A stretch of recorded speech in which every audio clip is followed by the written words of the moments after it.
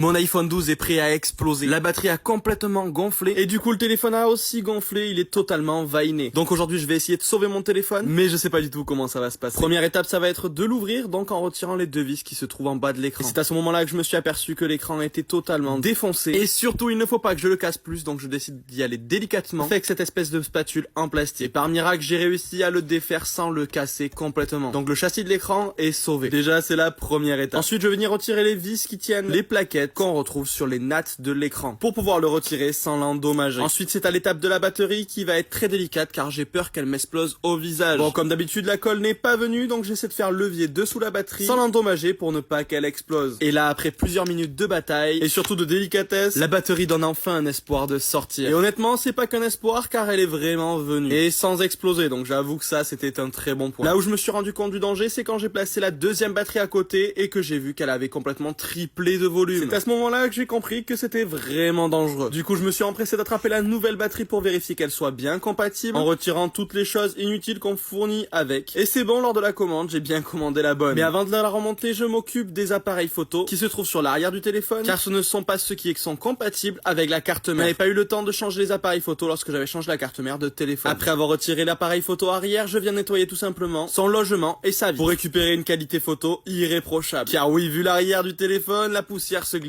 entre la caméra et la vitre. Bref, je récupère l'ancienne caméra, celle d'origine, qui était avec le premier iPhone, car ses composants ont vu déjà passer 3 téléphones. Et à présent, je me dois de tenter une réparation sur l'écran. Je viens glisser de la colle extra forte entre l'écran et le châssis, en espérant que tout ça tienne dans le temps. Je me sers d'un cure-dent pour venir glisser une simple goutte entre les deux pour ne pas en mettre partout. Une fois qu'il y a assez de colle, je vais venir presser à l'aide des doigts pour tout simplement fixer le châssis comme il faut. Là, c'est une victoire, donc je peux remonter l'écran sur le téléphone. Donc tout d'abord en rebranchant les nattes et ensuite en remettant les plaquettes, puis les vis. Mais avant de refermer le téléphone complètement, une petite vérification s'impose. Est-ce qu'il démarre? Et à présent, belle surprise, le téléphone fonctionne parfaitement. Je vais donc pouvoir remettre les 2 dernières vis qui se trouvent en de l'écran pour venir fermer le téléphone. Une fois qu'il est fermé, on peut apercevoir qu'il a retrouvé sa taille d'origine. Donc il est comme neuf. Et surtout, si tu as aimé cette vidéo, abonne-toi pour ne rien manquer. Et ensuite, tu connais la chanson. Like, commente, enregistre et partage pour plus de vidéos.